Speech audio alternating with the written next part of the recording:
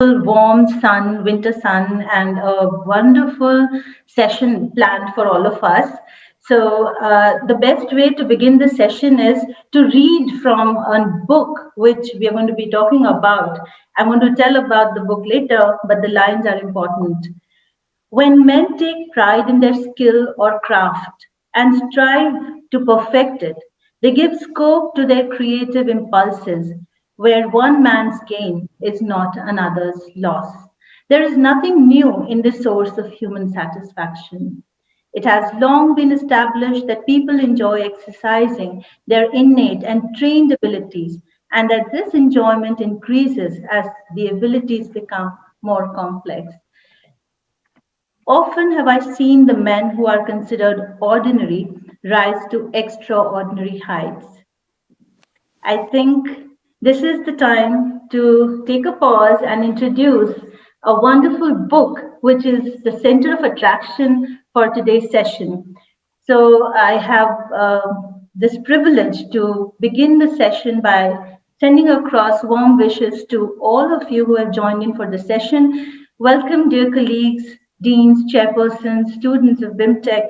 Today, we are honored to have with us the author of the book, The Learning Factory: How the Leaders of Tata Became Nation Builders. We have known our guest of honor as former member of the erstwhile Planning Commission or as ex-CEO Boston Consulting Group. But today we're going to be meeting the author, Mr. Arun Maira.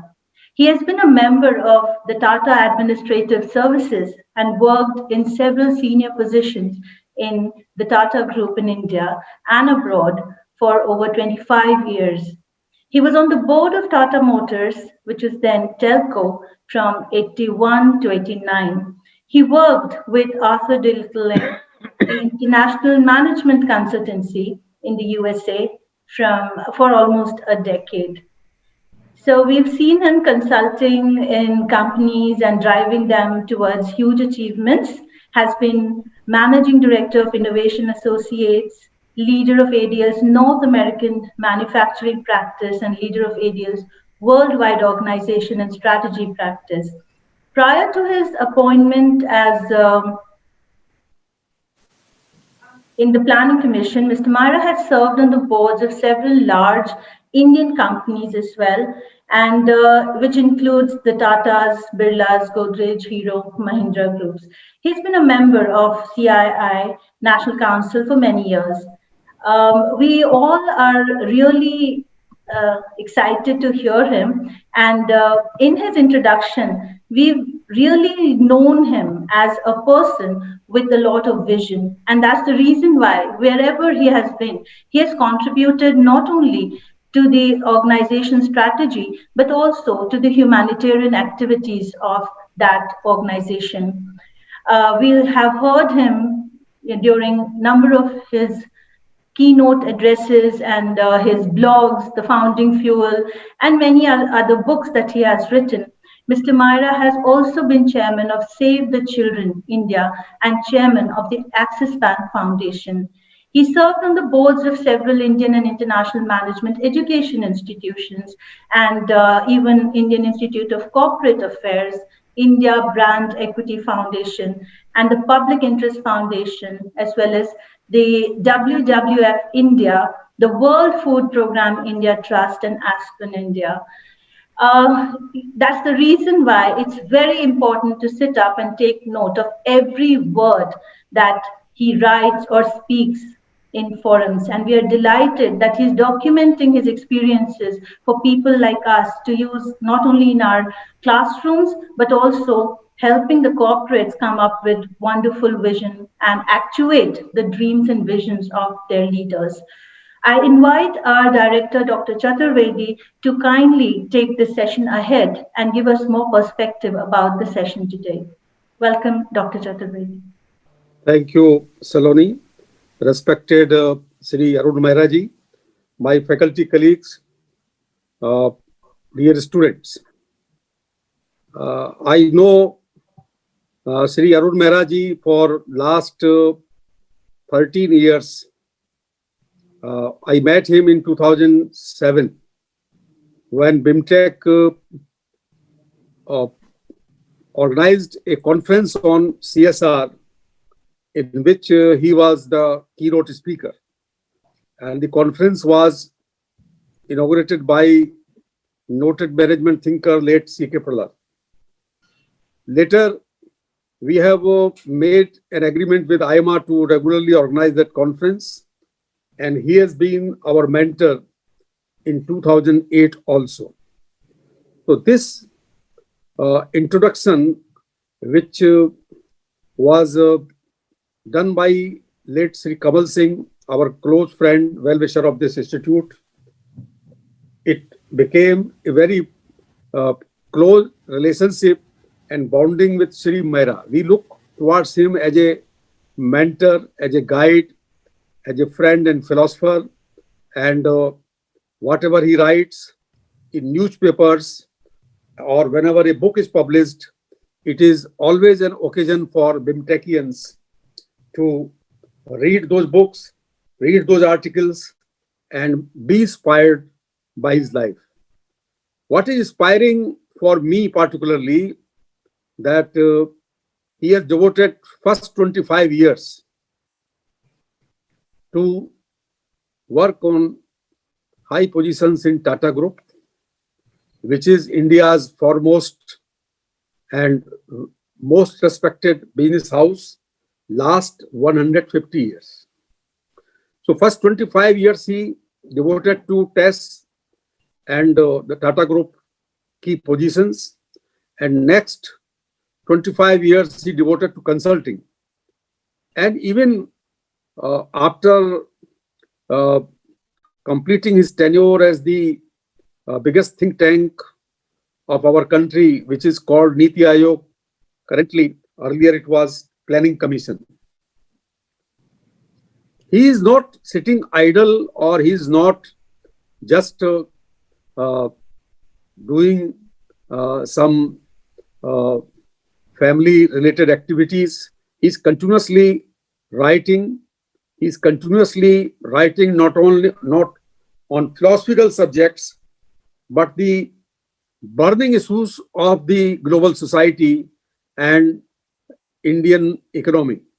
So I think he has written a couple of books during last 10 years. Every book we have one or the other way, we have held discussion or panel discussion. And this book also, when it came in the month of October, we have bought some copies, distributed among faculty members and among students, and then requested Mr. Maira that we would like to have a review and conversation with him about this book. So I am very excited that this book is something which nobody has done. Like there have been umpteen books on the life of J.R.D. Tata or particular companies of Tata Group. But what is so unique about Tata Group? It has completed 150 years. 1 year before the birth of Mahatma Gandhi, Tata Group started their journey in 1860, not only in India, all over the world. They have more than 50 companies. They are present in all verticals of business in India and abroad. They are doing so many business activities. And Tata is the most trusted brand or name in our country. And for MBA students, this is a matter of learning or matter of going into detail. When the whole world is talking about that leaders, business leaders should be trustworthy. And there has been a steep decline about the trust of people with business leaders and political leaders. So in our country, when a company or a group is maintaining the utmost trust of the people for last 150 years, this is marvelous. And he has taken the onerous task of probing this issue, why Tata Group has become so trustworthy. And one of the reason is that the leaders or the founding fathers of the Tata Group, including J.R.D. Tata and Sumant Mulgaonkar and some other people, recently one stalwart expired, and our students may not be knowing his name. They may be working, hundreds of our alumni are working in TCS and other IT companies. But who was the founder of Indian IT industry? Mr. F.C. Kohli. He recently passed away at the age of 93. How could he how could he pioneer, how could he establish a robust IT industry which is having a turnover, combined turnover of more than 100 billion US dollar, respected worldwide? It was Mr. Fakir Chand Kohli. So I think Tata Group has a lot of aspects which our students should always go in deep for their future careers. And we are very happy that a very big thought leader is going to address us about his book, and also how the Tata Group became the most trustworthy institution or brand in our country. So over to Sri Arun Maira ji, and he has been our chief guest several times. Particularly last year, when we have unveiled the statue of Mahatma Gandhi, the students, when they will come in the month of January, they will have a darshan of the very beautiful statue of Mahatma Gandhi. It was unveiled none other than by Sri Arun Maira ji last year on October 2nd. So my heartiest gratitude to Maira ji for finding time for our students and for us. Thank you, sir. Thank you, Dr. Chaturvedi. Thank you. And most of all, I thank you for your affection. I glow in your affection, and I treasure your continuing affection. I also must thank you for sort of walking ahead of me and alongside me and pulling me along and saying, your ideas, discuss your ideas with us, write about your ideas, please. And you, as you said so kindly, read what I write, and you share what I write with others. And here you're doing once again today. So thank you very much. And Saloni, thank you so much for the what you said in the introduction about me. You've been overly generous. I want to pick up what you said with respect to people becoming something more than they are by learning to do things that they care to do and want to do even better than they are presently able to do. That was Sumant Mulgaonkar. Yes. Quoted him when he was given he said that when he was given the Jahangir Gandhi Medal for Industrial Peace many, many years ago, of course. So today I'm going to be sharing with you what I learned in the Tata Group about how people grew their own abilities in that group, how the companies in that group grew their abilities to do things which were not possible, it seemed, to be done in India at the times that they did those things, like Jamshedji Tata, who Dr. Chaturvedi is referred to, the steel plants that he set up in Jamshedpur, where Saloni has grown up. And Saloni, of course, got a picture behind her, which she says reminds her of Jamshedpur because it's got trees and streams. What Jamshedji Tata was put up amongst those trees and streams, a big steel plant, an Indian steel plant belonging to Indians and run by Indians, which the British did not wish India to do. The British did not want India to industrialize. They'd much rather take the cotton and the iron ore and the raw materials of India to process in their own factories and then export their materials back to us at higher prices, of course. So kept us as a poor country while they became richer and richer. So Jamshedji Tata, his tradition was to establish in India capabilities to do things, complex things, produce industrial products, which the advanced countries of the world at the time were producing. And India wished to be able to do the same as them, and we did.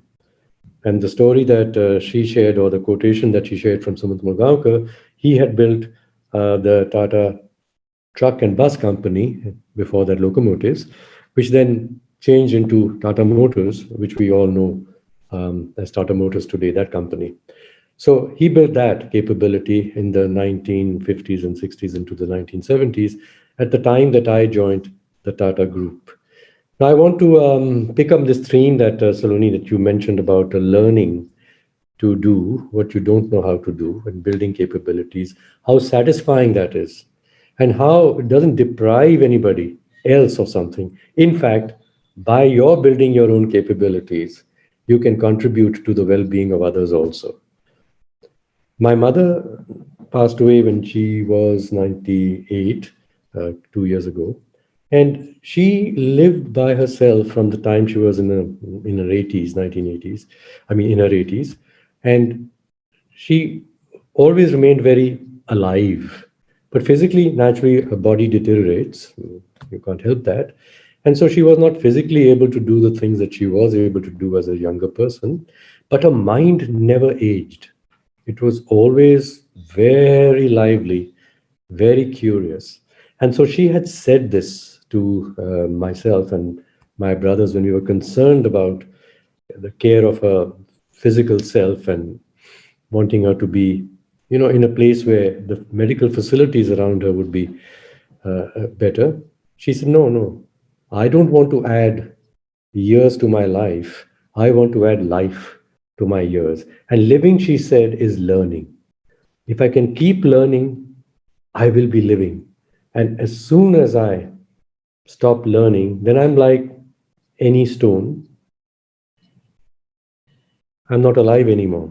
Maybe the trees keep learning, but not the way she would learn. She would learn about why the trees shed leaves, and then she would observe how the birds who came, even when she was in her 90s, new things observed around her, and she would read extensively. Every book that I read, she would read, and the books she read, she would make me read till she could not read anymore, which was her eyes did fade.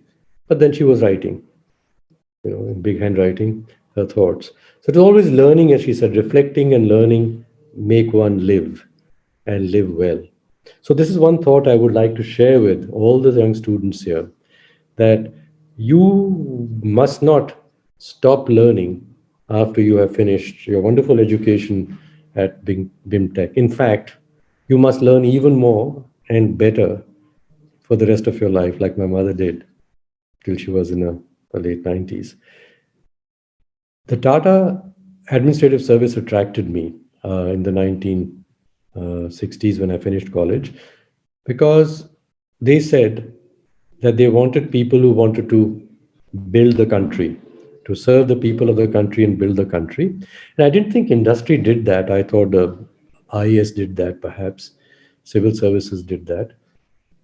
But they explained how, by, like we've just discussed, building industries which India needed, employing people in those industries, young people, enabling those young people to learn. They were building not just the people and their capabilities, but building India also. So I joined the TAS. How the TAS would look around the world and interview 4 or 5 people or 6 people every year, and if they liked one or two, they would take them. If they didn't like anybody, they didn't take them. It was not like a management cadre that you had to fill so many positions. It was, they were looking for something. So what was it they were looking for? My interview for 3 days, I'd done physics, a master's in physics. I've never asked any question about physics, which is something I knew quite well. They just asked me about the things that were interesting to me. And frankly, physics wasn't the most interesting thing for me.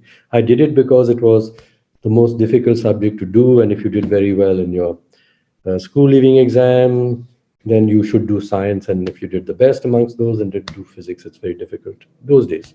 I mean, nowadays people go to perhaps economics or commerce, which, as I said, those days was building things. And so I went for physics.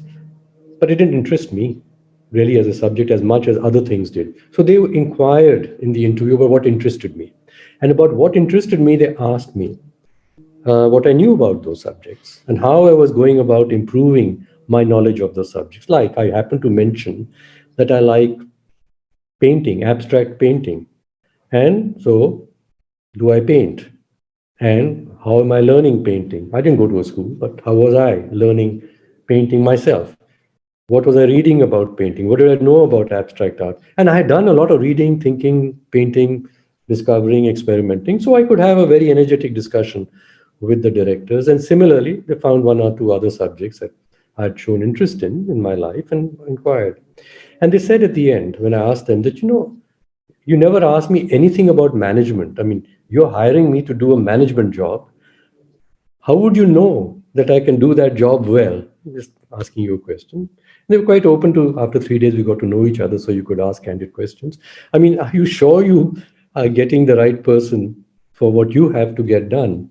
They said, what you're going to have to do, you've never done before in your life. So what's the point asking you about things that we are doing? How well you will do those things? You don't know. You're going to come and you're going to have to learn to do these things, and you're going to have to learn it very fast. And by the way, they said, we also are learning how to be better managers. So it may be that when you join us, you will learn faster than we are learning, and we might learn from you. So we are looking for faster learners. And that's why in the interviews, we were asking you about, are you a good learner? If you are interested in something, do you apply yourself to become even better at it? And this is what Sumant Mulganko said in his quote also. It's exhilarating to be learning, as my mother said. You live well when you remain curious and do something to manage your own learning, to improve your own learning. So this is the first lesson that is central in the book, and that's why the book is called The Learning Factory. The title is The Learning Factory. And the Tatars, and Son Mulganko in particular, created an enterprise in which he said, everybody must learn. He was learning, I must learn.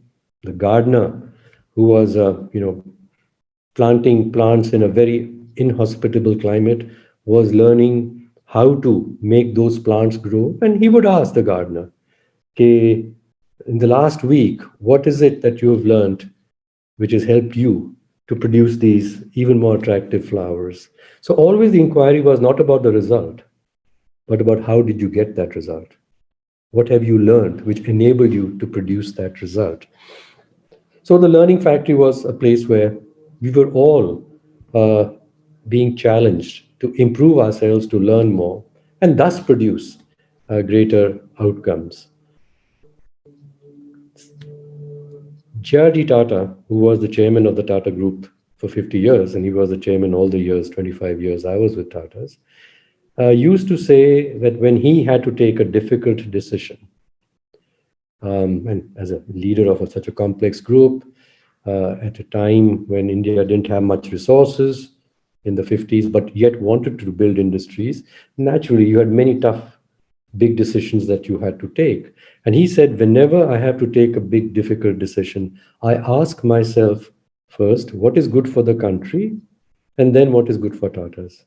And if I do what is good for the country, somehow it turns out to be good for Tatas also. Now, this orientation of looking for the needs and concerns of the system around you, the people around you, rather than what is good for me, what will produce more results and wealth for me, is an responsible orientation.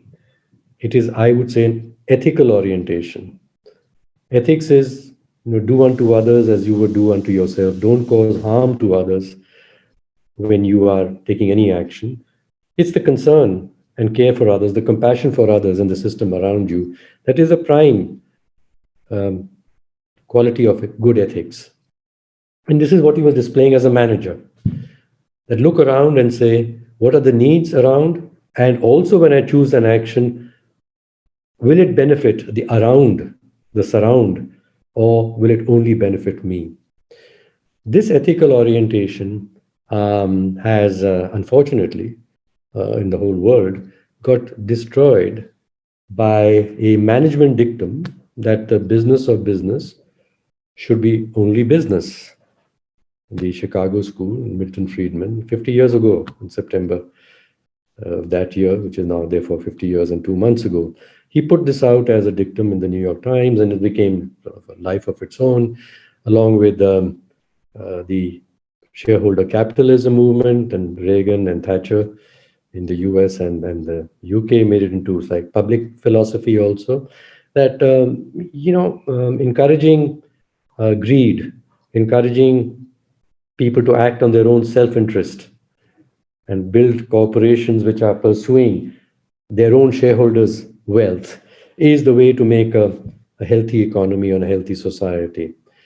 Okay, so this has been driving management teaching for many years now, 30, 40 years, and became quite endemic in the 90s and then into this century. And of course, you as management students and teachers are being reminded that the decisions that you will take or that you would advise your company to take must improve the profits of the company, must increase the revenues of the company, which is the company's own good. And if there are any surpluses from, you're not reinvesting the profit, then the wealth that is created goes back into the owners of the company, the shareholders of the company, so shareholder wealth. So the measurement of the performance of a company by its total shareholder returns, both the appreciation of the share values as well as the dividends that the shareholders get, has become like a prime metric to judge whether you're governing the company well or not. So this is a very selfish, and I'm using a strong word, unethical way of being. Any human being who said, I don't care about the others, I only care about myself, we'd say is immoral, unethical. But we encourage the management and governance of companies to think like that. Not just encourage, we require them to think like that. And this is a change that must come about in management, which, as I said, fortunately for me, I learned as a very young person by just observing and trying my best to emulate in my small way these ethical lessons that J.R.D. Tata and others in leaders of my Tata group were role modeling.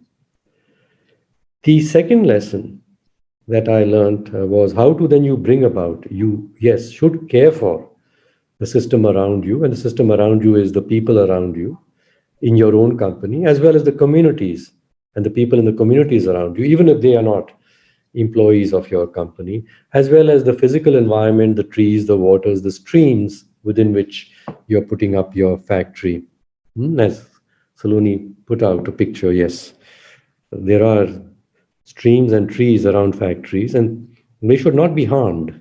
So we got in Pune, when Sumant Balgaonkar was given of Tata's the big lands in Pimpri and Chinchwad to build India's first India-built factory for making automobiles, trucks, buses, and automobiles.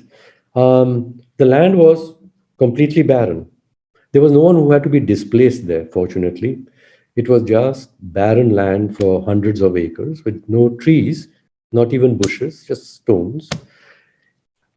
And Sumant Balgaonkar knew that there were two challenges. The first, very obvious one for a person building an industry was, where are the skilled people going to come from who are going to be doing some very highly skilled work in this factory to produce very complex products like the engines of a truck or the transmission of a truck or a bus, and the other various complicated parts of these engineered products.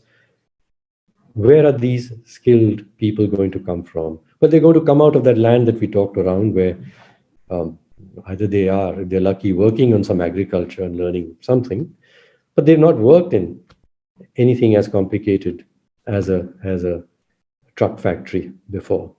So we are going to have to build these people also. We are going to have to grow such people, and they are going to have to grow with us as we build our own capabilities in the factory. It takes a long time to develop one's skills to very high levels. The second thing that he was very conscious of, and this was much before the environmental movement became a big deal, which has become in the last 20 years, fortunately. I'm talking about the 1960s and 70s. I mean, who cared about the environment? It was just flatten the earth around and clear the land to build factories because that creates development and GDP. But he said, no, not just we hadn't destroyed any trees, we are going to create trees. We're going to grow trees. We're going to create streams. There are no streams in that dry land. Streams, we're going to enable streams to flow. We're going to enable a lake to grow. We're going to therefore attract birds to come to this lake and come to find worms which will come out of the soil and so on. So our whole ecology will enable it to grow. Now, trees take a long time to grow, the ecology takes a long time to grow. So as he said, and he gave this quotation to me from a book. He said, of all the resources that industrial development that man needs for growth, the two that takes the longest time are a body of skilled persons to grow and large trees. And so he said, if they take the longest, we'll start with them first. So even before we started putting in the factory buildings, he had already set up a training school for young people, which was running for 2 or 3 years ahead of the factory. So by the time the machines started to come to the factory, there were skilled people who had joined at the age of 16, were now 18, 19, and they were able to operate skilled machines inside the factory. So there was no loss of money, as you know, your management students, that if your investment starts turning around faster, the returns are better. Yeah, this discounted cash flow. So get it humming. So as soon as you put the capital must produce something. So the human beings, which otherwise people consider training people as an overhead, it's actually something from the ground that you put in so that your machines can hum. It's not an overhead, it's an underground foundation strength that you must have. And we grew trees or planted trees in holes in the ground, and that stony ground, into which water came out of the runoff from our own land. Every monsoon, more water ran, we kept in a lake and so.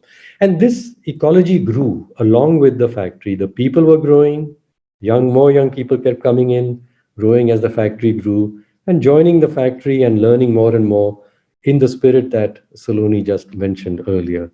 Everyone discovering, and even the trees were learning to grow in inhospitable environments, and the birds were growing, and the fish were growing. This was systems thinking.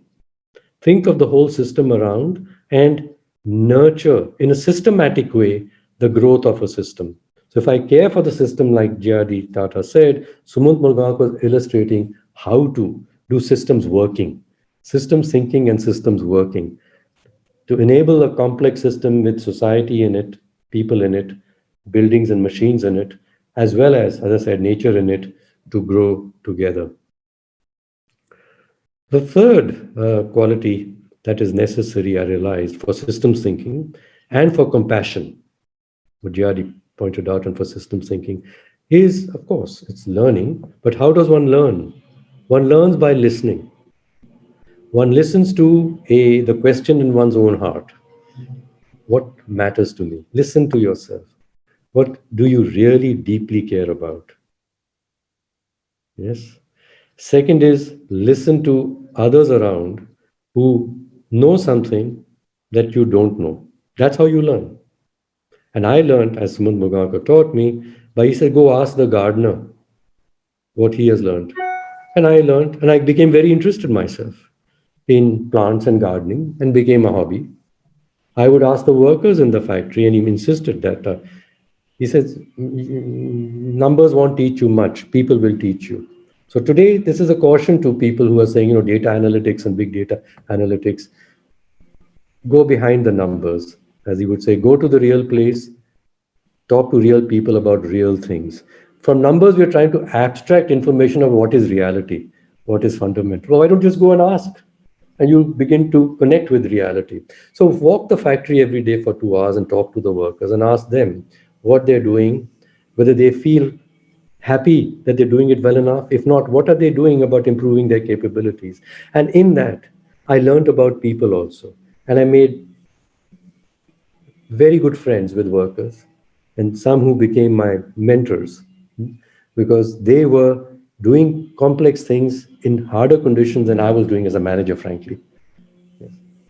So by listening to them, their concerns and their questions, and also the knowledge that they shared with me about how they were learning and what they were learning, I was learning very much. I wrote a book 3 years ago called Listening for Well-Being, and the subtitle was important, which was Conversations with People Not Like Us. And that is important because with people like yourself, there's only that much you can learn. You may get some new information, but you're not going to get any new insight, right? So group thinking has become a problem, I would say. Firstly, in management, it's been a problem for years. You have the same jargon, you talk about the same things, hmm, and you may be better at managing within that box. But when it comes to understanding what is beneath the information, what are the fundamentals, you don't get it from that. And I find it amusing to watch stock market analysts every day who show you the ups and downs of the things there and say, let's ask the analyst about the fundamentals. And the fundamentals are never about what is actually happening in society, what is the politics of society, what are the fundamental forces shaping societies and economies. They are fundamentals like, we notice from the trend that when this happens more frequently, the beta or something, then the market changes. It's like data about the data. There's no information about reality in that. So that you get by actually going to the real place, talking to the real people, and listening to real people talking about real things. In our times, with the social media, listening to people not like yourself has become much harder because social media sort of forces you to stay with people you like and people who like you. The algorithm sort of put you into that. And there are other groups in social media who are also with people that they like and listen to each other there. And these two groups don't like each other at all. And there's no communication. So there are people like us, listening to people like us, and there are people out there also which are people like them, listening to people like them. But there's no listening between them about people not like us. And this is breaking up societies also. In our country, we can see it in the United States, where it's becoming so alarming that they say the country is half and half between people who think in one way and the Trump way, and another set who think the Trump way is completely evil and the wrong way. And they're all citizens of the same country. By the way, they buy the same things, they drive the same sort of cars. That way, externally look exactly the same, but inside they hate each other. They're not listening to each other as human beings anymore. And this is in our country too, a trend, unfortunately. So the third quality, the third discipline is deep listening to people not like yourself. So I believe that young managers, or people who are learning to learn, must learn three disciplines. One of them is ethical reasoning. Always ask the action that I'm going to take, or the advice that I'm giving, or the decision that my company is taking, who does it benefit? And if you cannot find more than half the reasons that is benefiting others in tangible ways, then don't take that decision yet. You will easily find to prove to yourself that it's good for us, but then don't take the decision yet. Because the unintended consequences of something which is good only for you, the damage it can cause to the environment, to the condition of society, you haven't even thought about yet. So ethical reasoning. Second, as I mentioned, is systems thinking. We don't learn to think systemically. We are taught to think in silos. Every subject is a silo, as I said, with its own experts and its own jargon. And the finance people don't understand the HR people, and the HR people don't understand the marketing people, and you all got your own thing, but we're all part of a system. That's only within management itself. But imagine managers with the people around who don't understand management jargon, right? So we all operate in big silos within which we have smaller silos. We are, as Gurudev Tagore said, the world has been broken up into fragments by narrow domestic walls, in which the clear stream of reason just loses its way, just loses its way. So systems thinking is essential, for which you need deep listening. Get outside your walls and just be curious about other people. If they think differently to you, that's something to learn from. Not to say, इनके साथ बात क्यों करें, इनका सब ख्याल ही खराब है. अरे मुझको खराब लग रहे हैं, मेरे ख्याल उनको खराब लग रहे हैं, तो I must inquire कि why did they come to believe what they believe? And if they believe something different and I'm so stuck in what I believe in, then maybe I've stopped learning. I have. So those are the three disciplines which are essential if you want to be a lifelong learner. And the whole life must be about learning, learning, learning. As my mother said, when she stopped learning, she said, I've stopped living then. I want God to take my body away. So thank you so much, Dr. Chaturvedi and Saloni, for inviting me to share my thoughts. Thank you so much, sir. To be very honest, we don't want this storytelling to stop. But as you know, it is important for us to also understand when an author writes a book and has so much to share, it's certainly meant to be consumed in the right way. And in a business school, uh, these books are actually enriching our classrooms in a big way, and they are helping us groom our students towards various types of thinking and implementing the thoughts, or through your small stories, we want them to think and also come up with solutions. So we decided that I'm sure all of us are very hungry to know what more we have in the book and how we can actually integrate it in our classrooms. So we decided that we'll involve the young minds here. And since you were talking about these very important sections of your book about systems thinking and other aspects, so as you're aware, our students, so many of our students have met you also earlier. And the book you mentioned about listening for well-being is very much a part of our classes. So I think this is the time to actually hear from our young minds what they say. So this segment, attendees, is going to be a wonderful window into the book that Mr. Maira has conceptualized. And Mr. Ratan Tata has written a few lines in the book, which I would like to share and then hand over the presentations to the student teams. He says that The Learning Factory is a book full of anecdotal stories that offers different teachings and lessons for students, business professionals, as well as those curious about the Tata way of business. The first-hand narration of interactions and incidents with Tata leaders gives a new insight into the group's leadership and strategy and helps better understand its value-driven business.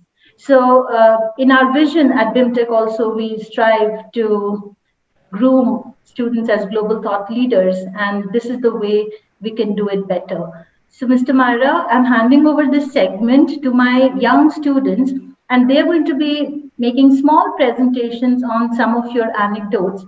And let's see what they have for you.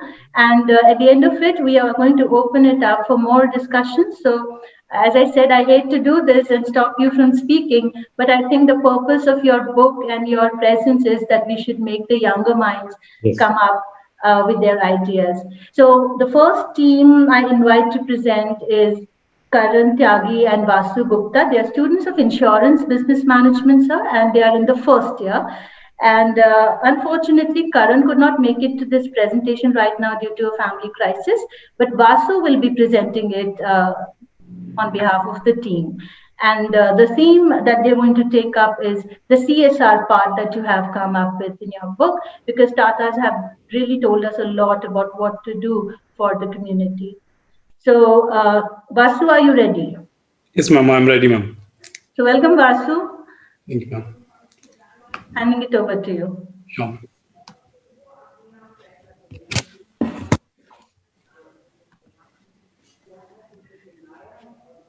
I'm just shutting the door 1 second.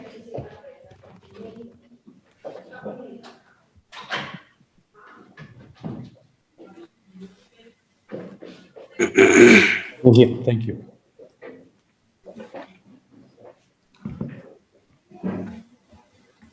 A very good morning to one and all present here. We are glad to have you, sir. And believe you me, sir, I think my co-panelist here would agree. We can feel the warmth of your presence today with us, and we are honored to have you at BIMTech.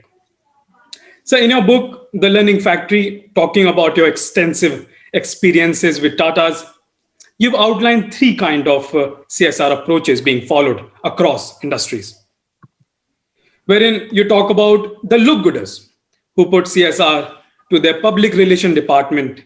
Their thrust is towards reporting how much they spend on community activities. So most of these CSR money goes to the marketing department rather than going on the ground.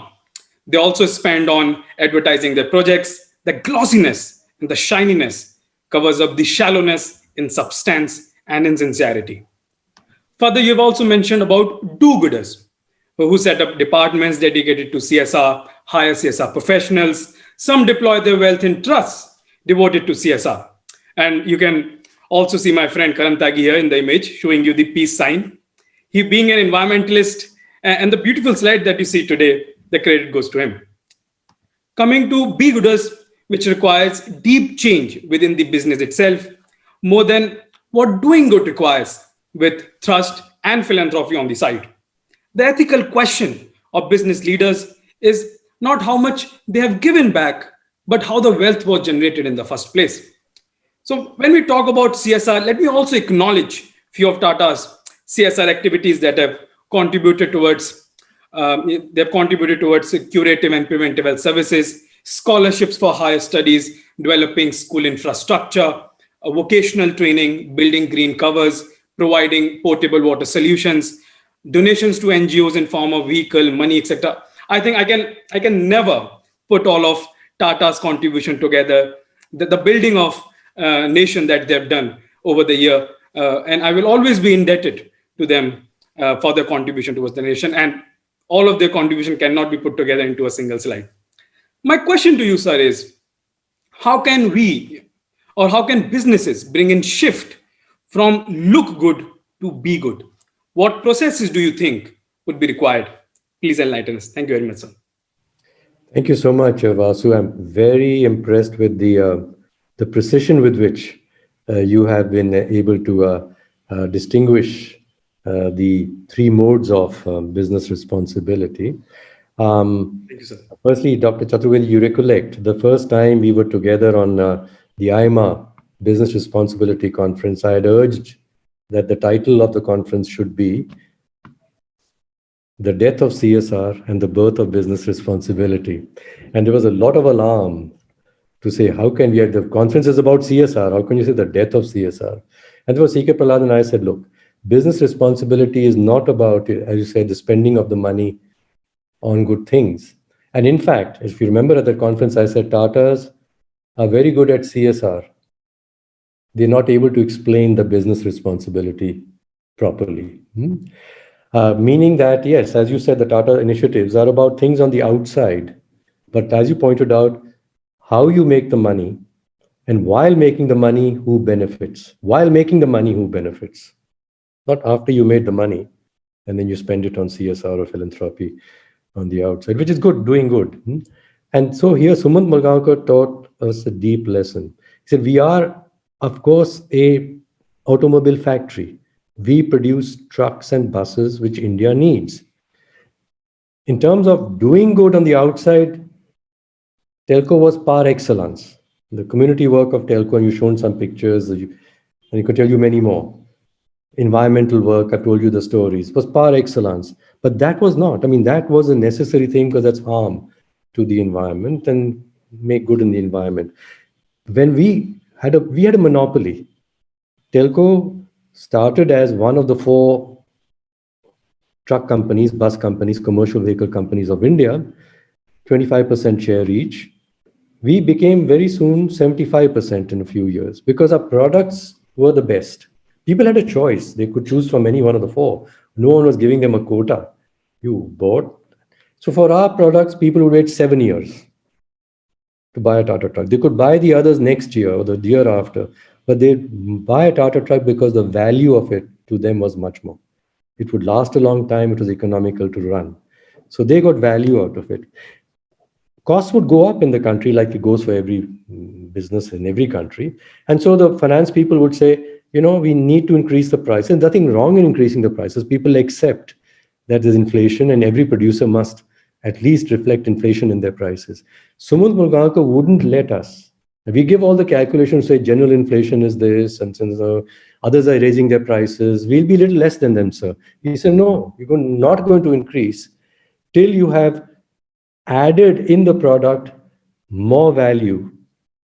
And what you will charge for is the additional value in the product, not compensation for the increasing cost of the inputs that you're buying. And we have to go then determine as you said, was Sardarji, truck driver was the most important person, a practical guy, who drove his trucks around the country and made his money by his sweat and the Tata truck.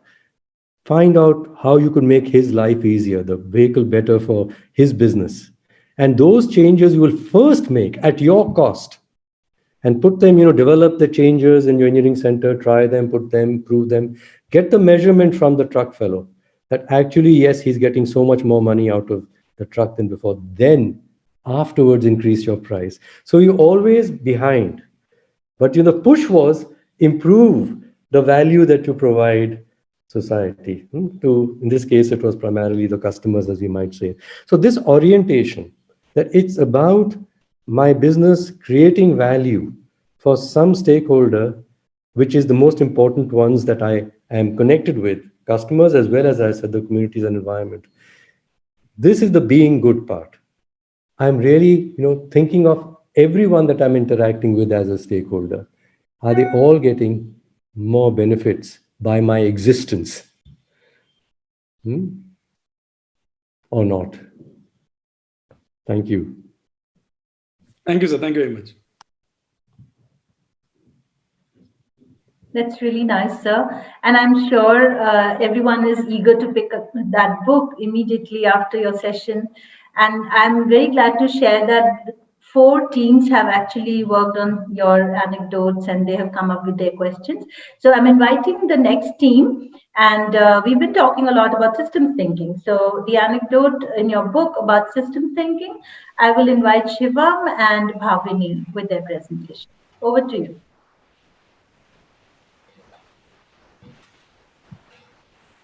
Yeah, we could start. So, Yeah, go ahead.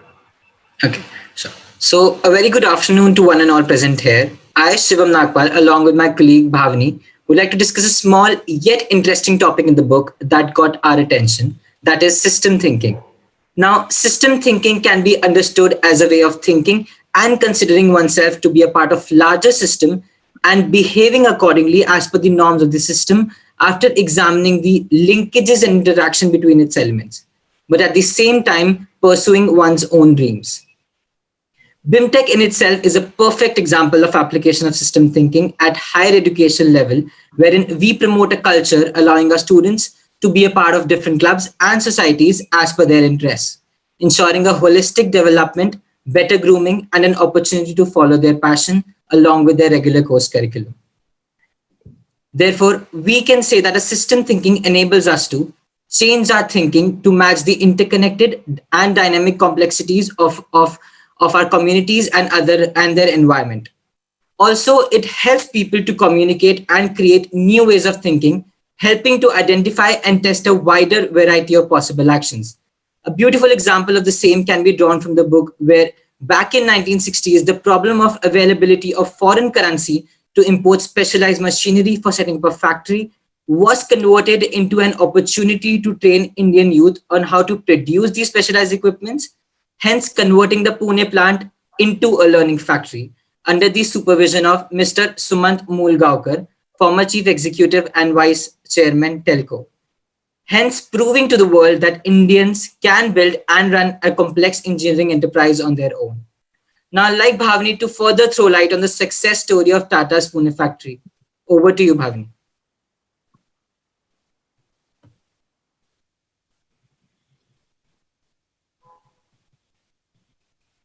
Change is a must, but we must make a choice in order to create a revolution.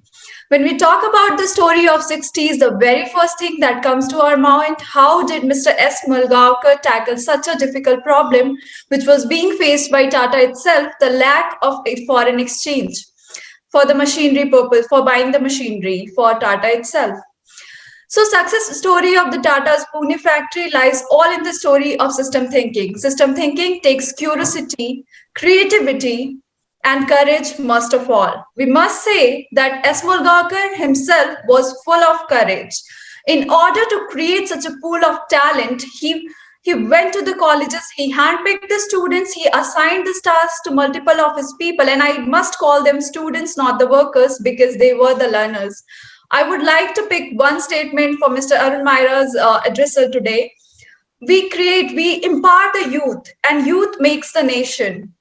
So, in order to empower a nation, we must empower our youth. We must use this particular and peculiar kind of thinking process to come up with next generation, which is full of creativity, innovation, and can build and take our nation to a next level, to a next place.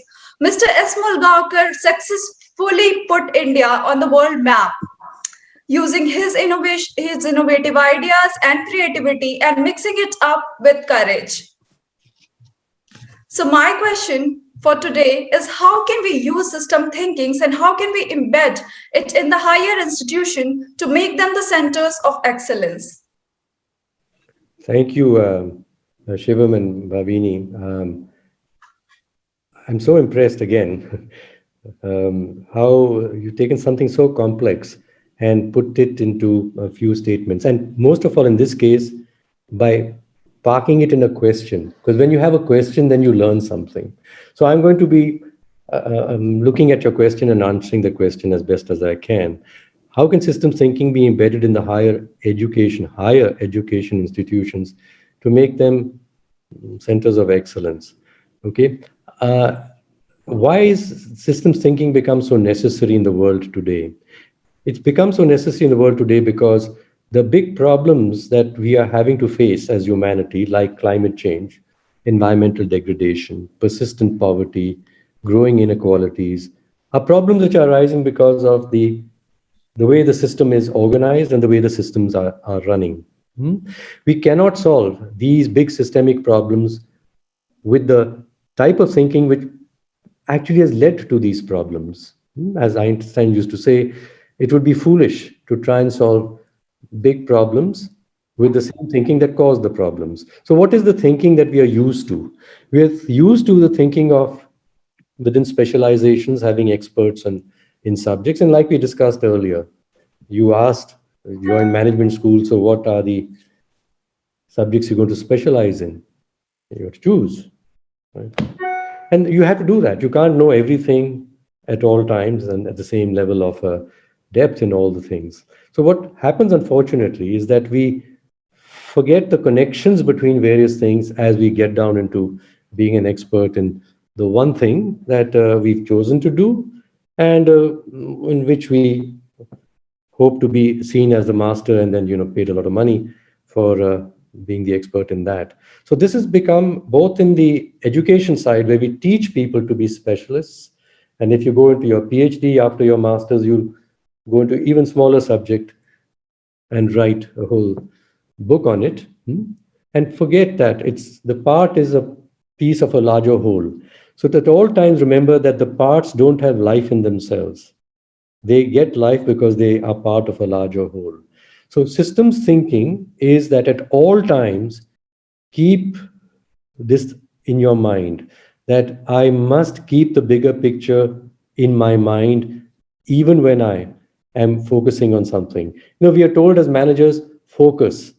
And I say the time has come for us to unfocus, to look at the bigger picture and to see each thing in its place. It's an orientation. I've been fortunately called to, in the last few years, in India, in education, Ashoka University, the IIMs, Indian Institute of Public Policy or the Indian School of Development Management, to introduce systems thinking to these schools. The same question, they're higher education institutions, what? And I've realized that, and they've realized, the students, that it's really an orientation. It's not a special subject to be taught. You don't teach systems thinking as another siloed subject along with others. It is an orientation about the way you think and see the world. You see the world as a pattern of relationships between various objects, between various people, between various disciplines. That's what a system is. And keep that orientation in your mind all the time. You must specialize because you have to. The world expects you to know a lot about some things for which you will be responsible. But be a systems thinker while you are focusing in your specialization. So I just reading out to you something from the Indian School of Public Policy, where I asked the students who I finished teaching last week, six, introducing them systems thinking. I didn't teach them any of the loops and the curves and all the rest, which is the techniques of systems thinking. And I asked this question to the 30 persons in the class to just write for me what are the fundamental differences between systems thinking and the usual way in which we see and think. So there are these 30 answers, but that's the first one.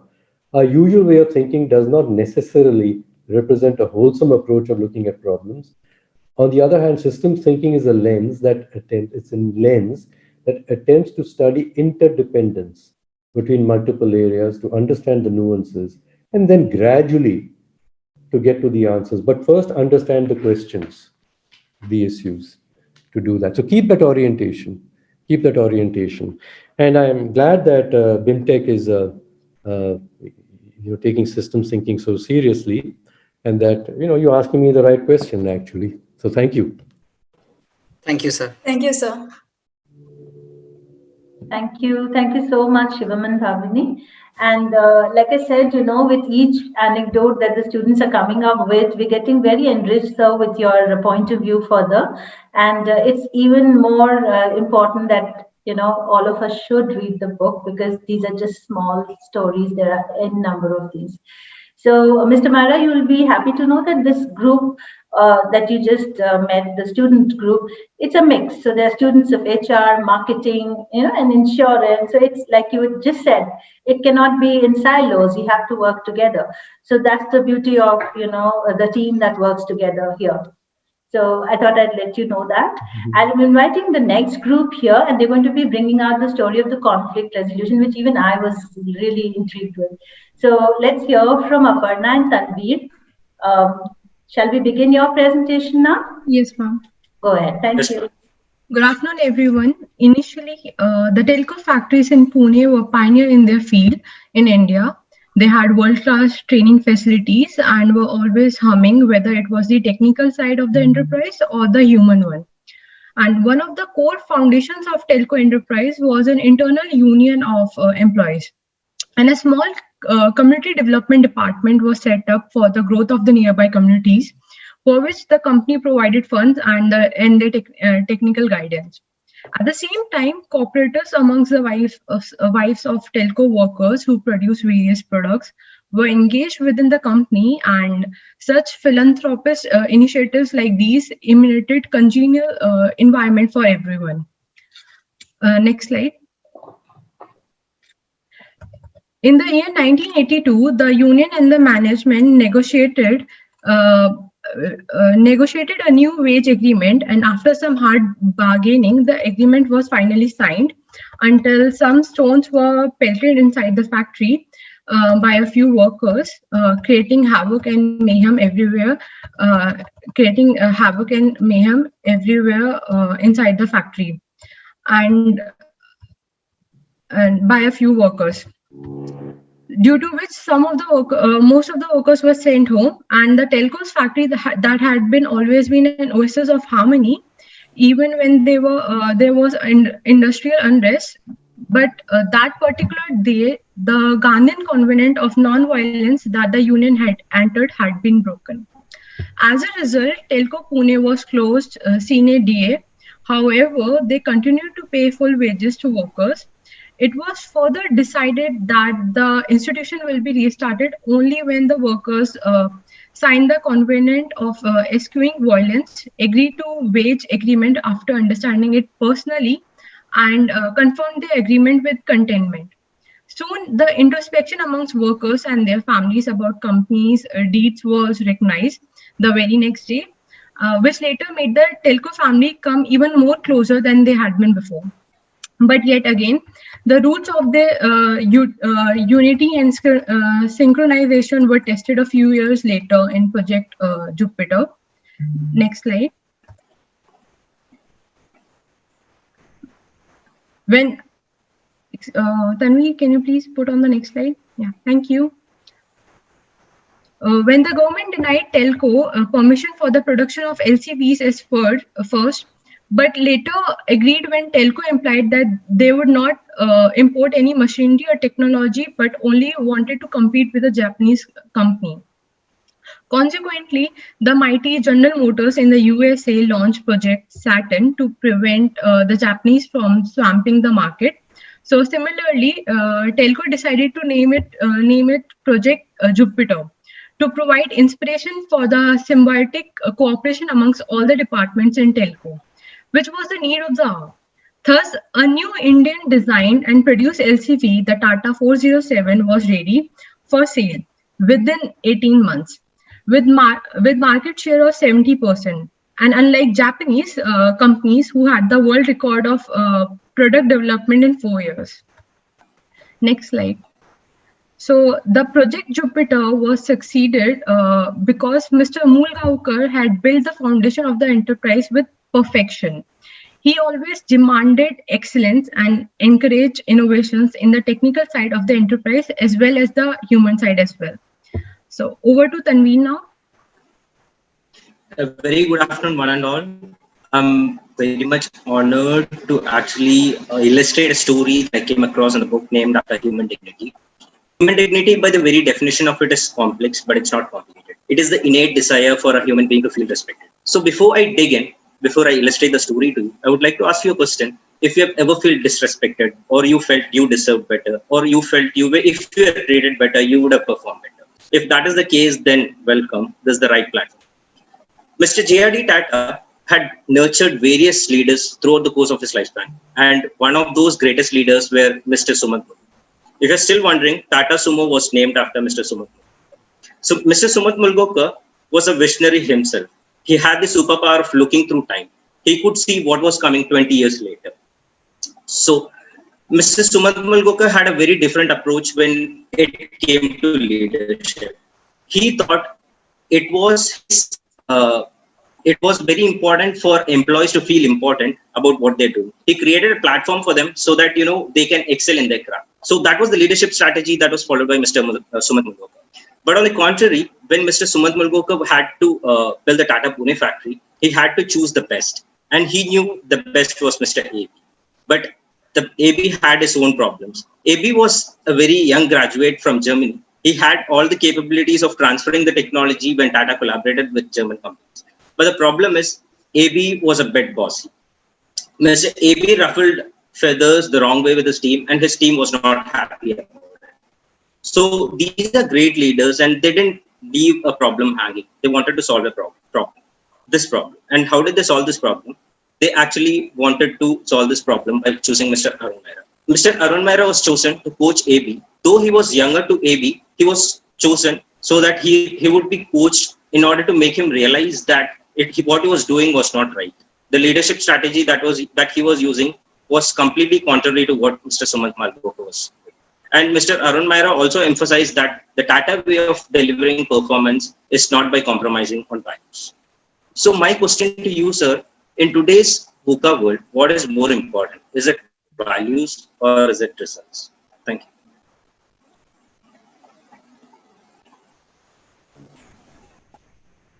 What is more important in the today's VUCA world, values or results? Okay, the results come out of something. They don't just land up there. There's some process that produces the results, right? Now I'm going to connect what you just asked, the two parts, your two presentations, and going to Aparna's thing. And she talked about a longer story, right? That things done as foundations turned out to be valuable when there was some disturbance in the system. The foundations, the strength of the foundations turned out to be valuable. But the foundations had been built because they were the right things to do. They weren't built because we know that things might go wrong, and we better build good foundations to prevent things from going wrong. That's a good enough reason to do it. It's a very instrumental, utilitarian reason for doing it. But you build those foundations like, caring for people, giving dignity to people when they work, because those are the right things to do. They are the right values. But they have contributed, as you told in your story, to ultimately results being produced. Results being produced. So I do find that we find it difficult to put results and values into the same frame because they're different sorts of things. Results could be quantified, could be measured. Values, you cannot quantify easily, or you shouldn't even try to do them at all. They're qualitative conditions. And if we, as a good manager, want to do an analysis about inputs, outputs, that how much of this helps to produce what I ultimately am going to be measured by, that's my results, you exclude values altogether from consideration. You could produce very high results without exercising good values, and that's what the problem with businesses which are being told to just concentrate on the results, the shareholder value and the profits, is that in the calculus, values cannot figure. So we must realize that values are very, very important. In themselves, they're important, whether they produce results or not. And as the stories of the ones that you've repeated to tell us, reported tell us, the values also help to produce results. What was JRD's whole dictum? That if I look at the system around and with good values means caring for the system around and giving dignity and with compassion to people around, if I do that, then results will come for me afterwards. Yada yada hi dharmasya, we get good leaders that come down, as the Gita tells us. And in the Gita, the famous lines about, you have the right to the work and not to the fruits thereof. This whole concentration in management about input, output, efficiency, did it produce it? And if some input, you can't even see how it contributes to the output, you exclude having that input altogether because you can't prove that it led to the output altogether. And I would just say, since there's a lot about the CSR, that I've been finding that for many years, that, trying to prove to business people that they must be good companies or be responsible, because you will see that 25 years from today, your shareholder value will go up. But that's again a very selfish reason. In other words, if I could not show you that by doing these things, shareholder value would go up, you wouldn't do them. But that's what Michael Porter's thesis as a few years ago was, that I can show you that being a responsible company is good for your shareholders. And I say, but that's again an unethical reasoning built into a management calculus.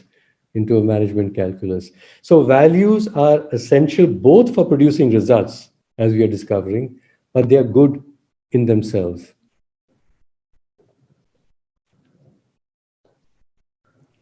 Thank you so much, Mr. Maira. And yes, these are very valuable learnings for all of us. It's masterclass right now. And you just set the context for the last presentation. And I invite Srishti and Akanksha. They'll be bringing the anecdote on shareholder-stakeholder dilemma. Over to you, Akanksha.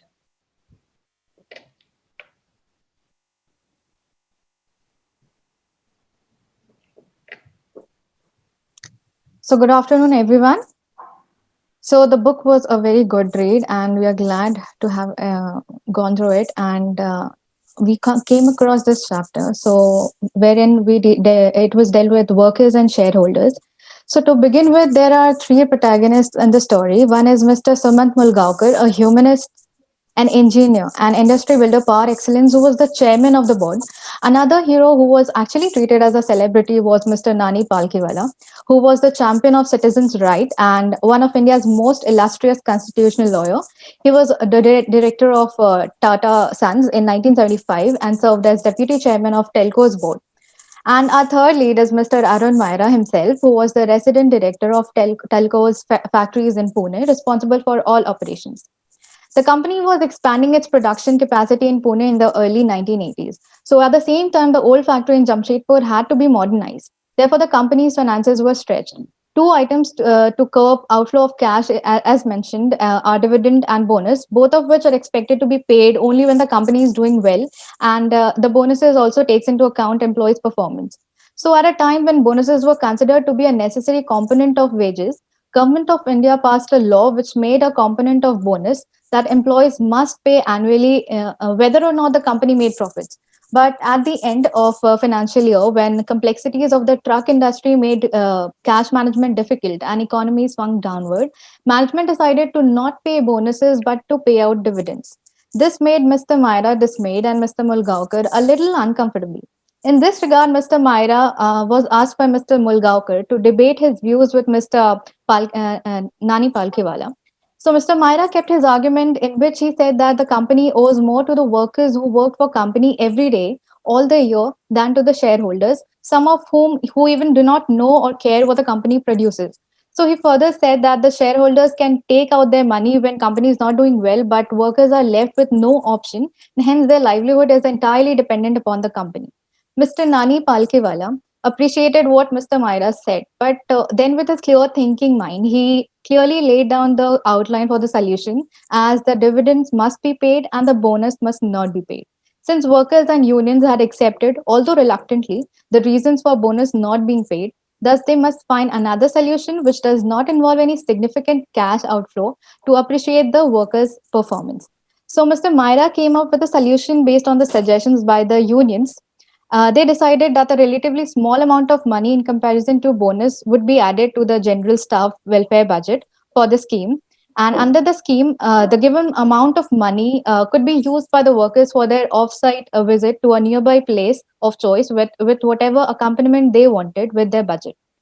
So when Mr. Maira had been appointed as director on the board, Mr. Palkhiwala had briefed him about the expectations from him and about the two-hat problem that the executive directors have. In the board, they should be seen to support the chair. However, they must have the courage to candidly debate with the boss outside the meeting if they do not agree to any decision. So the following day, Mr. Maira supported both decisions in board meeting for the maintenance of the dividend and the suspension of the bonus, knowing that a way of appreciating the workers' performance had already been agreed upon. However, Mr. Palkhiwala was left with one question that Mr. Maira had posed as to who had a greater stake in the enterprise, workers or shareholders. This answer has another story which will be explained by my friend Akansha.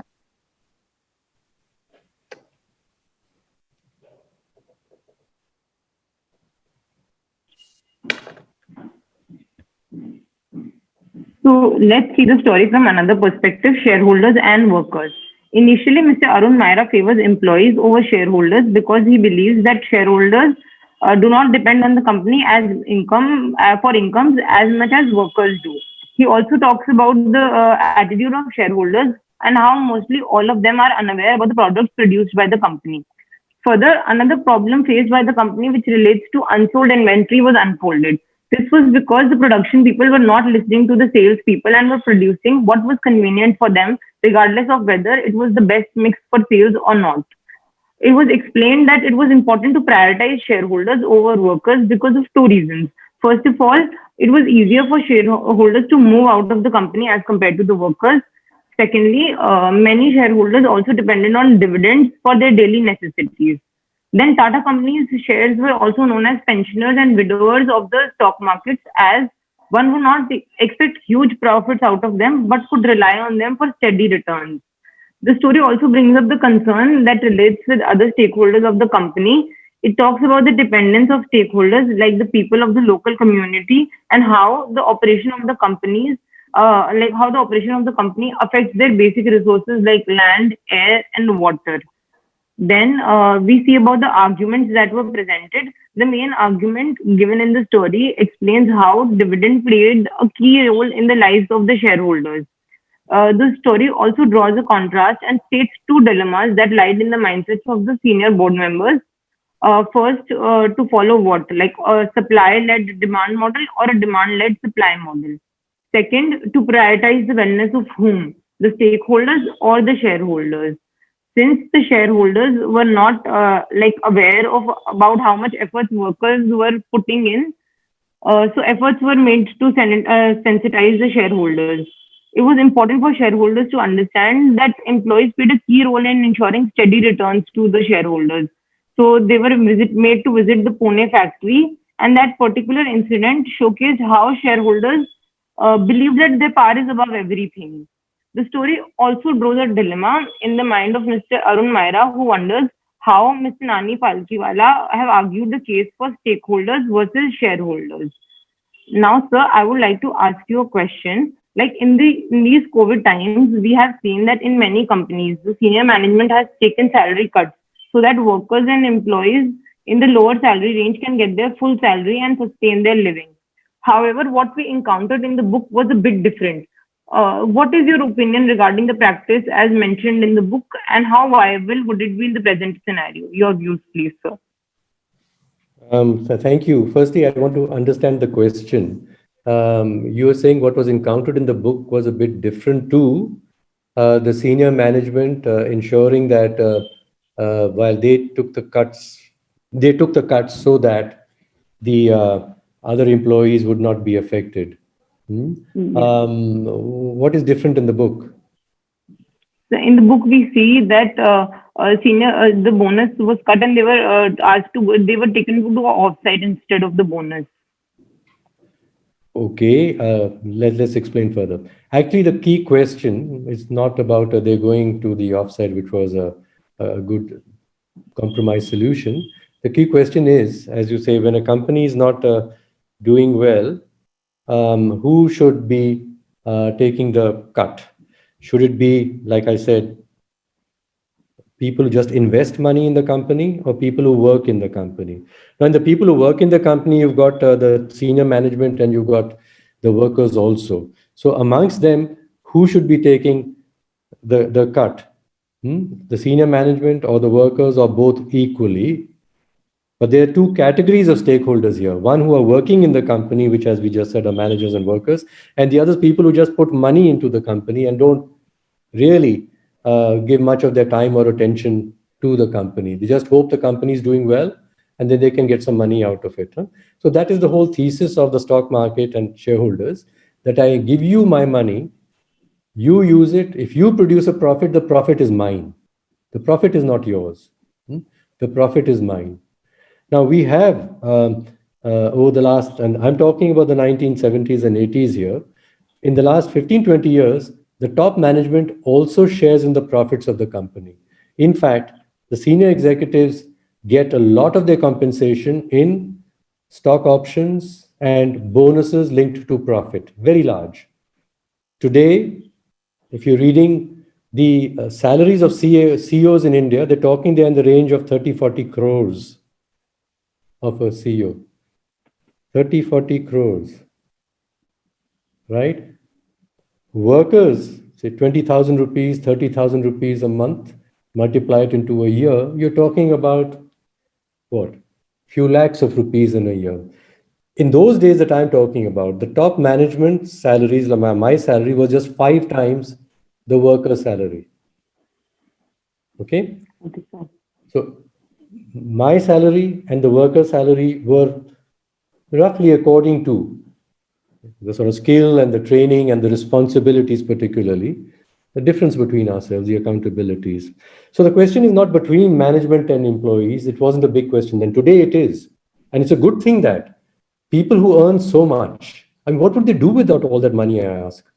So if you're going to say, please reduce my total salary by 10%. So instead of, since I use the example of 40 crores, I get 36 crores. I mean, what big difference is it going to make to you? Well, let me say, okay, your salary is even 4 crores in a year, and it comes down to 3 crores and 60 lakhs. What is it that you're going to forego with that money that you lost? But for a worker where almost everything is used for better education for children, for the exigencies of health, for better food, it matters a lot.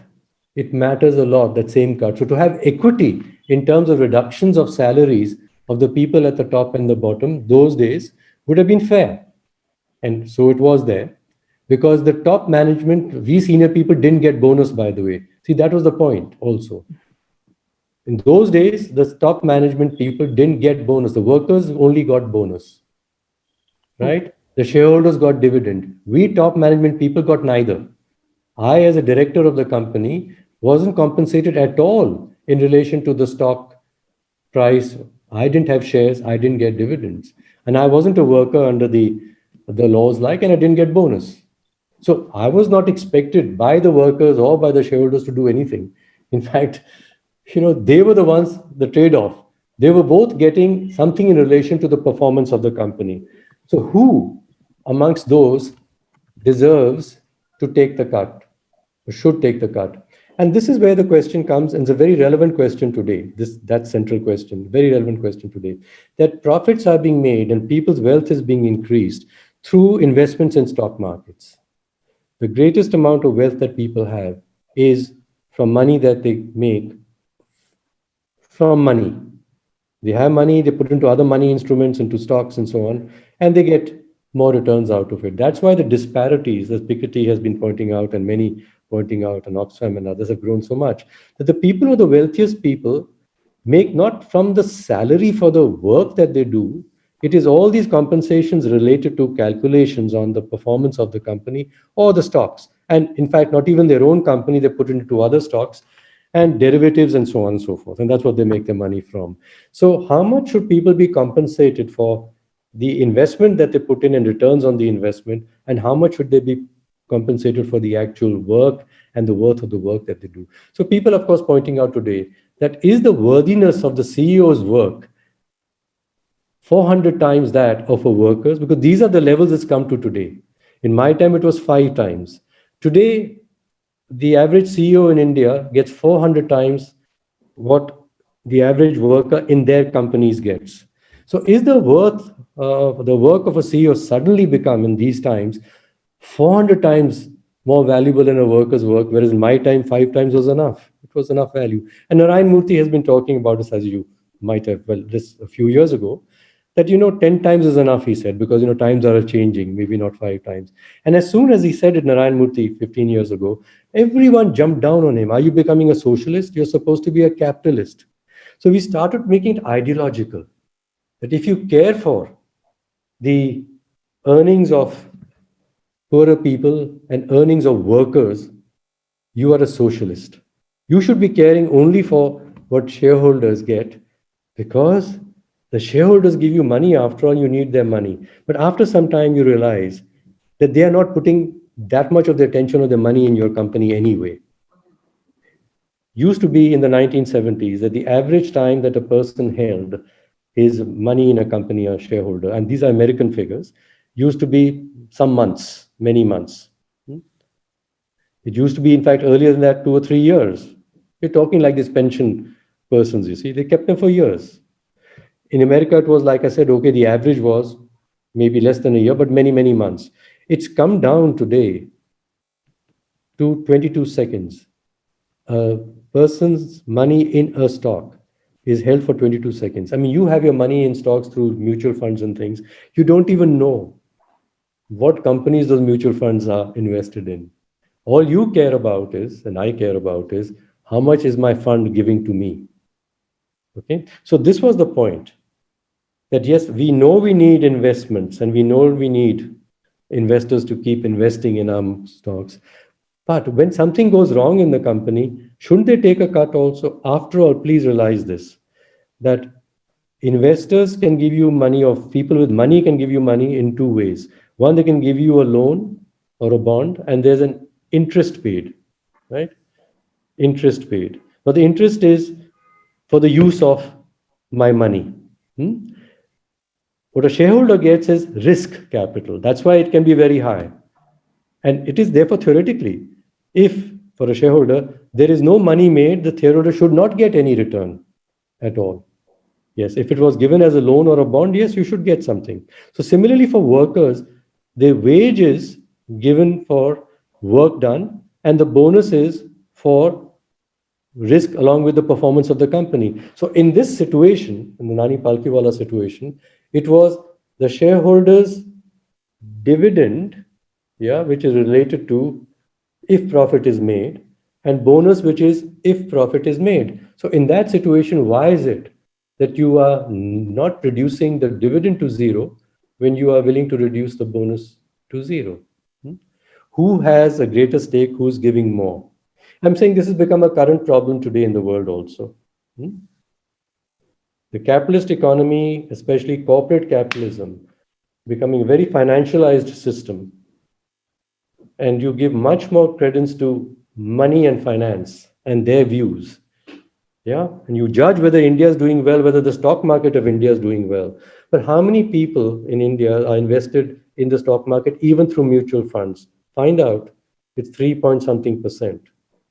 The majority of people in this country doesn't matter to them whether the stock market went up or down. It's no indication about how well the country is doing, right? They're making money in stock market because they catch it at the right times. When it's going down, you anticipate it earlier. Going up, you anticipate it earlier. So there's 22 seconds, as I said. That's the time you keep in and out. You're moving in and out. You really don't care about what's happening to the people who are producing. And so you want to reduce the number of people in the company. To your mind, they don't add value, they're just costs. And this was what we were coming out with. That actually the people who create the value are people who give their time and their lives, not just their money. In fact, some of the workers or some managers in those days, like myself, we didn't have any money to give to the company, but weren't we creating value for these other people? And so if the industry is doing badly because of recession, why should they not also take a haircut? In fact, their contract with us is that they would be paid only if there was a profit. And there's no profit, so why are you paying them a dividend? Thank you, Mr. Myra. And I'm embarrassed to stop you here, but there's appetite for so much more, and I wish we'll come back again and have a good chat with you on many other stories, which you may have wanted to include in the book, but possibly you left them out. So one day we're waiting for the second edition, and I'll be right there talking about all these moments. The bonus moment in family, I would love to, those days were wonderful. You just put me in that. Entire memory. I'm feeling so happy to hear these stories. So we have so much more to discuss, but at this point of time, I'll invite Professor Sanjeev Shankar Dubey. And Professor Dubey currently is spearheading our latest initiative here, which is online education. And he's also heading the IT of our institute. We learn a lot. I learn a lot. He's a wonderful poet. And I'm sure he has a lot of things to talk to you. Over to you, Mr. Dubey. Okay, thanks, Saloni, and thank you, sir, Mara sir, for giving me this opportunities, and I'm always thankful to BIMTech because I have got a very strange career. I have just worked in two companies, and both of them around 17 years each, and both of them have crossed 100 years of existence. The first one is the Tata Steel. Of course, I worked in Tata Motors initially as a graduate trainee, but I moved to Tata Steel. And second was another Tata IBM, which which later became IBM. And while Mr. Mehra has a very, very illustrious profile, I mean, we can't match it. But I wanted to give some reflections of learning from the trenches. As a graduate trainee, we were subjected to 2 years of rigorous training and something which was told every day to us to maintain a diary, okay? That what did you learn throughout a day? And today I have implemented that to my students, and the end of them, they come back to sir that this is the best thing you have told me. Of course, it increases a lot of work to me, and we have shown that to the colleagues and director that for reviewing the diary for every student of a class of 60, if I spend 10 minutes, I need 600 minutes, which is 5 hours. But it is worth spending because I can read in the minds of every student. The second thing which I learned in Tata Steel was the morning meeting, a stand-up meeting, which today in the agile thinking, they have kind of come up with various terminology. And I am setting up, sir, this online education now. I do a morning meeting for half an hour, okay, with all the people, right from our office assistant to faculty and everybody. And we say, what you plan today? And then 4:30, I come back again. I say, what have you achieved today? And that's a simple model we have used, and this is the grounding given to me in the in Tata Steel. The third thing which I found out, which I still carry, is encapsulated in the word called trust and responsibility in every action. Okay, so if I am responsible for certain activity, I have to take care of this. An anecdote was here that you maybe you are aware, as a matter of fact, I don't have to tell that there was a junior dialogue used to happen in Tata Steel. Rusi Modi started, where all the officers will come in a big auditorium, sometimes in the basketball court, and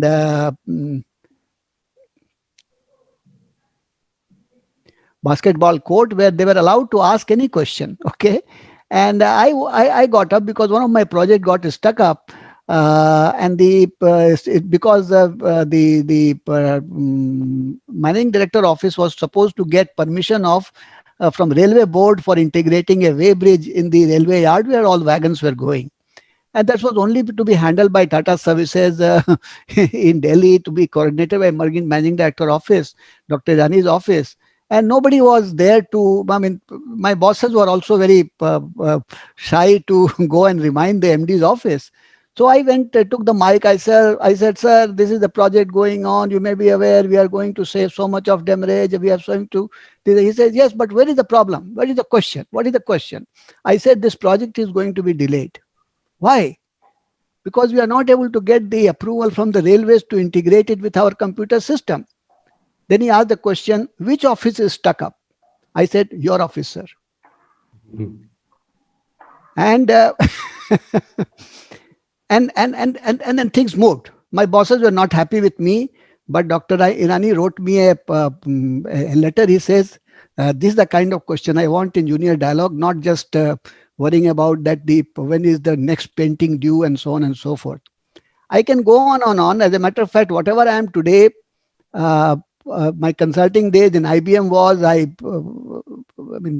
also worked in various places and various senior management. All of them were because of my 2 years of training at Tata Steel and Telco of 8 months, which shaped me. As a matter of fact, even today, if somebody asks me about how the honing operation in the engine assembly works, or the engine area works, or the blast furnace, I would tell them the answer, because they told us how a automobile company works or how a steel company works. Something which we are trying to do, sir, in our new specialization, which we have launched in our postgraduate diploma program in IT industry and BFSI and so on, so that they need to know about how the industry works.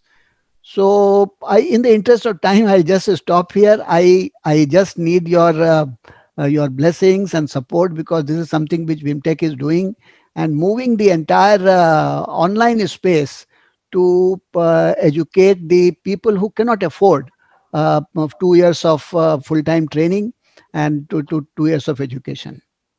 Thank you, sir. Thank you so much. Thank you. You're reminding me about, my younger days and the habits that I was taught, like, as you said, keeping a diary. And for keeping a diary, it's about lifelong learning. And I say that my and the whole world's probably role model of the greatest leader who had the greatest compassion for the world around was Mahatma Gandhi. And Mahatma Gandhi was a lifelong learner, and he wrote his autobiography, The Story of My Experiments with Truth. And how did he remember all that? He used to every day, like you're saying, right, keep a diary, keep a diary. It's a very good habit. It's a very good habit to listen to yourself and to record your thoughts. One is for the sake of sharing with your teacher, because your teacher can then understand your question and thinking, but for yourself also. It's a very, very good habit. So thank you for reminding me also about habits, good learning habits and good disciplines. Thank you so much for that. Thank you so much. And I must say, Dr. Chaturvedi, that every time I listen to the teachers in your institution, like here, and I remember going to see the innovation lab previously, and today Saloni yourself. These students are very lucky. Very lucky. You got, great learners as teachers, great learners as teachers, and they're the best teachers. A teacher who is, spitting out at you knowledge that is already available in textbooks. is not a great teacher. A teacher must be a learner himself. And I could just end with that one thing of Sunil Muganko telling me when I was put into a very senior position, like you said, at a very young age. And I said, I'm so frightened. I mean, what can I tell these senior managers whose boss you made me? What can I teach them? He said, no, you're not going to teach. You're going to learn. You're going to learn. So once a teacher stops learning, the teacher stops being a good teacher. My thoughts. And Dr. Chaturvedi, you're illustrating how yourself and the faculty around you are a role model of a good learning institution. So thank you so much. Thank you so much, sir. And we are very grateful to receive these kind remarks from you. And as we all have been, literally waiting to hear more and more, but unfortunately we have to wind up. But a grateful note from Dr. Anupam Verma, vote of thanks. I invite him to share his concluding remarks. Thank you, Professor Saloni, for giving me this opportunity. Respected Shri Arun Maira ji, our director, Dr. Chaturvedi, faculty colleagues, and dear students. Well, just for the information of Mr. Maira, we have many people from Tata companies working here. For example, Mr. Dubey has just spoken. We have Mr. Masila Mani, who is ex-TAS. He is professor of marketing here. We have Mr. Akhil Pandey, who is a professor. We have Mr. Sunil Tandon. He was a national player, I think, also captain of Indian basketball team. He worked at Tata's Jamshedpur.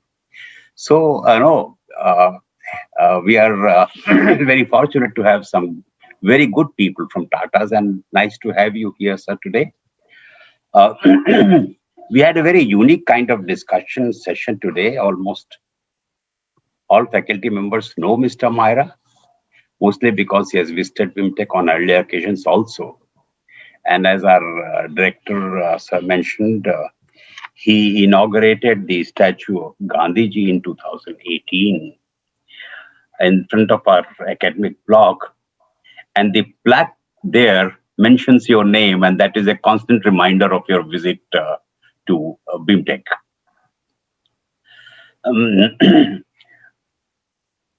Today we have discussed about the book, The Learning Factory, and some of the concepts illustrated in this book, on which our students also have made some lively presentations, very nicely made presentation students. And this was followed by very intense discussion also. Let me also confess that when our director gave me this book, I thought it will be just one book, but then I read your name and I started reading, and it took me just 2 days with my official work to finish the book. It was such an engrossing and absorbing reading, and so interesting it was. And I'm sure it must have been same with all other colleagues who have gone through this book. Today we had the benefit of your own views, which you presented with great clarity and conviction. Some of the important points, just as a reminder to everybody, you mentioned that you must not stop learning, keep learning throughout your life and become a fast learner. And I think these students must have noted this. The other thing you mentioned about Mr. J.R.D. Tata, that he used to say while taking a decision, what is good for country and what is good for Tatas, And then, of course, what is good for you, perhaps that would be the third thing. But then what is good for the country is number one, and what is good for the organization you work for. I think this is a very good learning for us. And then you mentioned business of business is only business is not correct. Is not the correct understanding. We should think of many other things, including the welfare of the employees. I think that is another great learning that we have had today. 3 points you mentioned, which are really worthy of taking note. One is the ethical lesson about which students rates the questions, and you also so beautifully answered that question. The other was systems thinking and systems working. Get out of these silos and see how you behave and how you take decisions. You explained further uh, to keep the open mind, which I think is a very, very big thing. And I must say that is one thing that we very largely practice at BIMTech also. And that guidance comes from our director. I mean, we just keep our mind open, and whatever good things we find, we try to imbibe those things with us. And then you mentioned about learning by deep listening. I think that is another mantra that our students and all of us must also absorb fully. So, uh, your book contains, of course, so many other points which could not be discussed here. It's a big book. Some of the points that come to my mind is the open mind you mentioned, and about the example that you gave about Prince Philip's comment on that, that he would like to be at Edmonton rather than at Jamshedpur because there is more freedom there. And that you then started and brought into practice at Pune. I think that's a great example of open-mindedness. So these are some of the very, very good contents of the book. You mentioned about the human touch in every activity in your book, and I think that is extremely important. And we discussed it also a little bit here. So I must confess that we have had good learnings today out of your talk and out of the discussions that went on. I am feeling short of words to express our sincere thanks and gratitude to you, sir, for this great favor you have done to us by participating in this highly interactive session. And these interactions and your first-hand participation have been truly delightful. Thank you, Mr. Maira, for being with us today. Let me also thank all faculty members who have attended today's fantastic session, and the students who have made very lively presentations and good questions at the end of each presentation, and all other students who have attended today's session. So thank you all very much. Thank you so much, Dr. Verma. Yes, indeed, this is a very special moment for all of us, and we can't just stop here.